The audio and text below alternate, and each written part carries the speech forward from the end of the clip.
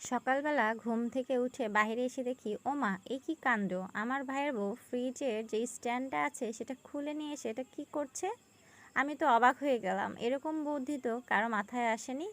আমার ভাবি এই তাল ঘোষাটা হিসেবে ব্যবহার করেছে ফ্রিজের এই স্ট্যান্ডটা। তো হ্যালো এভরিওয়ান, কেমন আছেন সবাই? আশা করি ভালো আছেন। আপনারা যারা যারা আমার ভিডিওটা দেখছেন অবশ্যই দয়া করে আমার ভিডিওটা একটা লাইক দিয়ে দেখা শুরু করবেন। আর যদি আপনি আমার চ্যানেলে নতুন হয়ে থাকেন তাহলে একটা সাবস্ক্রাইব করে পাশে থাকবেন। আমি ফার্স্টেই বের হয়ে দেখি আমার ভাইয়ের বউ ফ্রিজের স্ট্যান্ড খুলে নিয়ে এসে তাল ঘষতেছে। আমি তো দেখি অবাক, এই স্ট্যান্ডে যে তাল ঘষা যায় এটা তো জানতাম না। গতকালকে রাতে ঘুমানোর আগেই আমি আম্মুকে বলেছিলাম আমি তো চলেই যাব, তো একটু তালের বড়া করে দাও, তালের বড়া খেয়ে যাই, ভাদ্র মাস তো শেষ হয়ে আসতেছে। তো সকালবেলা ঘুম থেকে বের হয়ে দেখি তাল ঘষাঘষি শুরু, কেননা তাল বড়া আজকে তৈরি করা হবে, আমি যেহেতু খেতে চেয়েছি। তা আমার ভাইয়ের বউ এর কাণ্ড দেখে আমিও তো অবাক। তো আমি ভাবছিলাম দেখি আমি একটু ঘষে দেখি কেমন হয়। তো দেখলাম খুব ভালো কাজ করে, অল্প সময়ে অনেকগুলো রস বের করা গেছে। আমি তালটা একটু মুখে দিয়ে দেখছিলাম, তালটা কিন্তু অনেক মিষ্টি ছিল। আর আমি আমার ভাইয়ের বউকে হেল্প করছিলাম হাতে হাতে যতটুকু সম্ভব। এই তালটা তিতকুটে ছিল না, খুব সুন্দর মিষ্টি ছিল, চিনি বা গুড় অনেক কম লাগবে। দেখেন খুব তাড়াতাড়ি হয়ে গেছে এই স্ট্যান্ডটা দিয়ে। চাইলে আপনারাও এই স্টিকটা কাজে লাগাতে পারবেন। ঘষা কমপ্লিট, এখন আমরা সবাই তালটাকে ছেঁকে নিব। তালটাকে ছেঁকে নিয়ে সবাই সকালে নাস্তাটা করে নিব। সকালে এখনো খাওয়া দাওয়া করা হয়নি, তাই সবাই রেডি হচ্ছিলাম। খাওয়া দাওয়া শেষ করে তাল বড়া বানানোর জন্য আয়োজন চলবে। দেখেন কতগুলা তালের রস বের হয়েছে, অতটুকু দুইটা মাত্র তাল থেকে কতগুলো রস বের হয়েছে।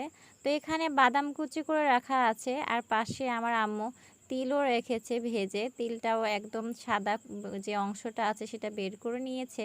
আর এখানে আমার ভাবি গুড়গুলো কেটে নিচ্ছে, এগুলো হলো আখের গুড়।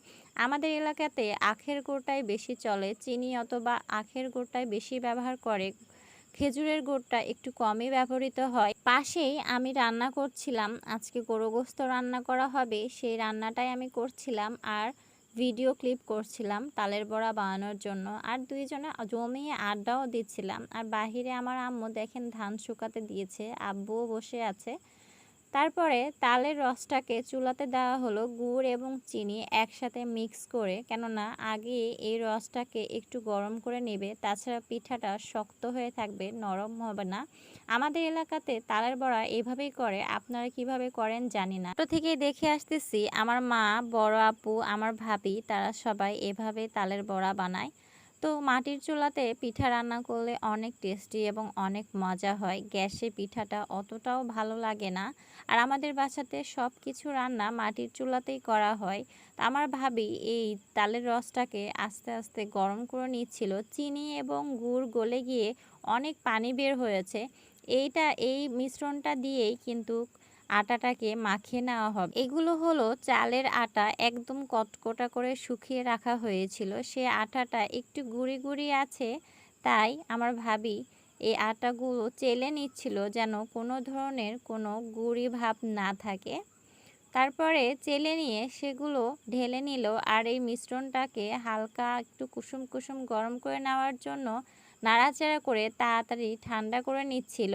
এই পর্যায়ে ঠান্ডা করা শেষ হয়ে গেছে, এখন একটু একটু তালের রসের মিশ্রণটা নিচ্ছিল আর আটাটাকে মাখিয়ে নিচ্ছে। আটাটা মাখানোর উপরেই কিন্তু তালের বড়া ভালোটা নির্ভর করে। আটা মাখানো যত ভালো হবে তালের বড়াটাও তত দেখতে সুন্দর হবে এবং খেতেও স্বাদ হবে, ভাজতেও অনেক সুবিধা হবে। অল্প অল্প করে মিশ্রণটা নিয়ে আটা মাখছিল, কেননা বেশি মিশ্রণ একবারে নিলে একদম পাতলা হয়ে যেতে পারে, সেক্ষেত্রে পিঠাটা একদমও ভালো আসবে না।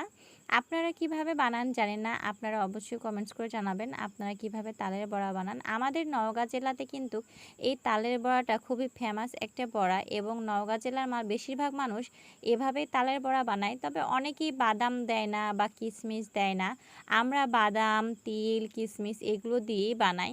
তো মিশ্রণটা কমপ্লিট করে নেওয়া হয়ে গেছে, এখন চুলাতে একটা লোহার কড়াই বসিয়ে দিয়ে সেখানে তেল দিয়ে তেলটা গরম করতে দিয়েছে। তেলটা গরম হলেই পিঠাগুলো এইভাবে ঘুরিয়ে ঘুরিয়ে দিতে হবে, তাছাড়া পিঠা ভালো আসবে না। তো আমার এই তালের বড়া বানানোর রেসিপিটা কেমন লাগলো অবশ্যই কমেন্টস করে জানাবেন। আর আপনি যদি আমার চ্যানেলে নতুন হয়ে থাকেন তাহলে প্লিজ একটা সাবস্ক্রাইব করে দিবেন। কেননা আপনারা যদি সাবস্ক্রাইব না করেন, আপনারা যদি লাইক দিয়ে আমার ভিডিও না দেখেন তাহলে আমি কখনোই সামনে এগিয়ে যেতে পারবো না। তো বড়াগুলো আস্তে আস্তে রেডি হয়ে যাচ্ছিল। অল্প জালে এই বড়াগুলো ভাজতে হবে, তাছাড়া ভিতরে পুড়ে যাবে। আর আমার ভাবি খুব যত্ন সহকারে চারপাশ একদম ঘুরিয়ে ঘুরিয়ে একদম ঠোঁট করে বড়াগুলো দিচ্ছিল। ঠোঁট ঠোঁট করে বড়া না বানালে আমার বড়া খেতেই ভালোই লাগে না। আমার এই তালের বড়ার ঠোঁটটাই সবচেয়ে বেশি মজা লাগে। আপনাদের কিভাবে খেতে ভালো লাগে অবশ্যই কমেন্টস করে জানাবেন। দেখেন একটু আস্তে আস্তে লাল হয়ে আসতেছে, এখন বড়াটা উল্টে দিতে হবে, তাহলে বড়া ভাজা কমপ্লিট। তো সবাই ভালো থাকবেন, সুস্থ থাকবেন। নেক্সট আবার